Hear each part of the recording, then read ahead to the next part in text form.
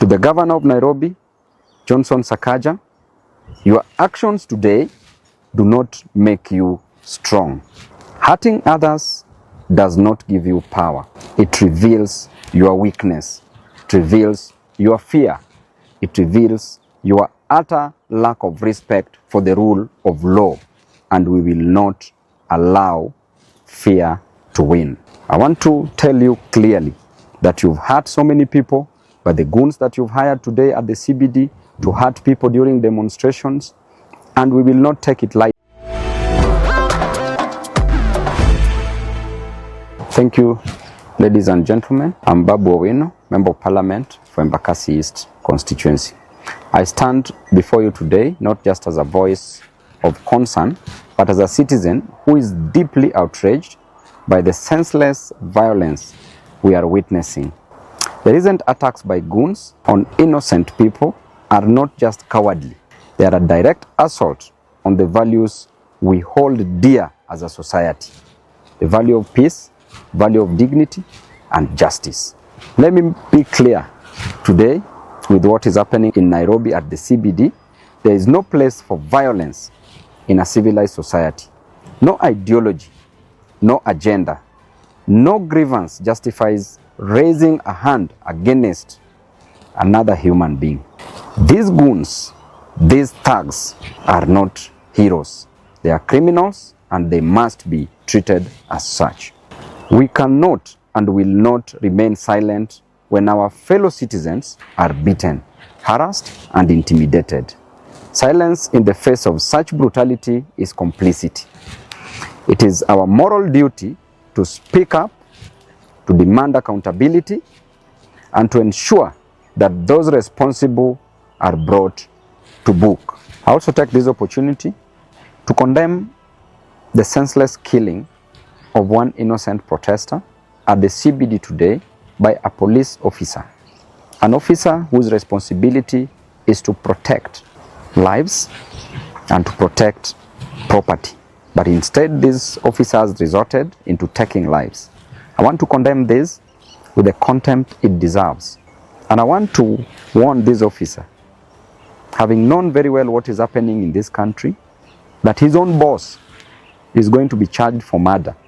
How can you move further to kill an innocent protester whose only mistake is to go on the street to protest against the death of one of their own, the death of one Albert Ojwang, who was senselessly killed too in the hands of the police officers. Such police officers are criminals. Such police officers must be condemned. Such police officers must take plea, must be charged with murder. And we are waiting, we are seeing your actions, and at the right time, we will also act. To the Governor of Nairobi, Johnson Sakaja, your actions today do not make you strong.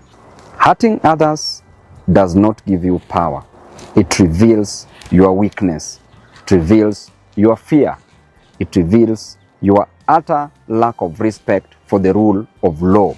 And we will not allow fear to win. I want to tell you clearly that you've hurt so many people, but the goons that you've hired today at the CBD to hurt people during demonstrations, and we will not take it lightly. To the victims and families, you are not alone. We see you, we stand with you, and we will continue to fight for a society where everyone can live without fear, regardless of their background, beliefs, and opinions. Let us send a message loud and clear that we will not be bullied, we will not be silenced, and we will never stop fighting for justice. We will never stop fighting for peace and for the right of every individual in this county and in this country. What the governor has done is completely unacceptable.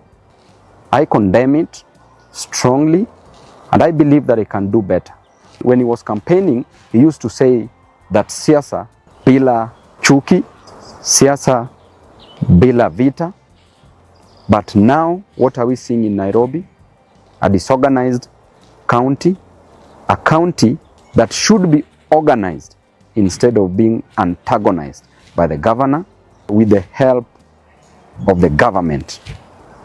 We want to warn the goons that you need to stay at home.